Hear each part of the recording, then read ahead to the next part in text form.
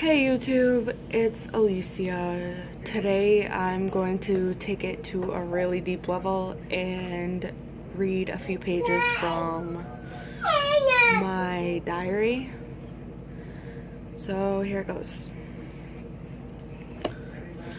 Growing up, my beginning was very broken. My parents raised me for a year and a half and they couldn't keep it together. When I think of my parents and everything they went through, I relate it to myself knowing that I'm not supposed to continue that cycle.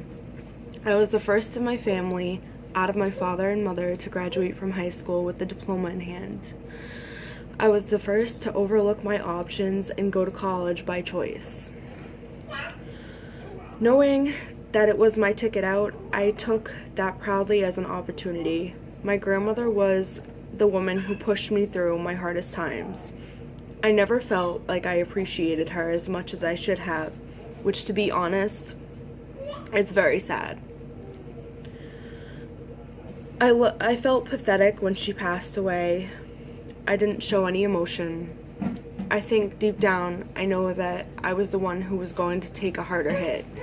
I knew that from the night she passed away, my life was changed and my journey had just begun.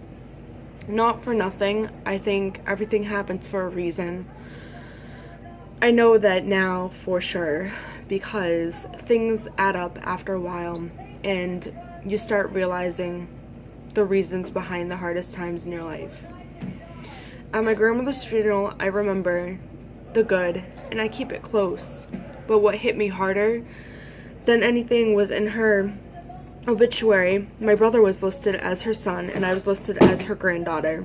My grandmother looked at the both of us as her own children.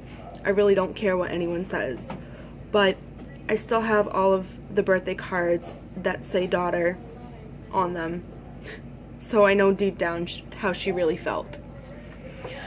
My friend Ashley was at my grandmother's funeral, and I will never forget the look on our faces when my aunt stood up and decided to say, "We always take care of our own. The Conley clan is a large family." Ashley looked at me, and I looked back, and she said, "What the fuck? What about you? You're not a Conley."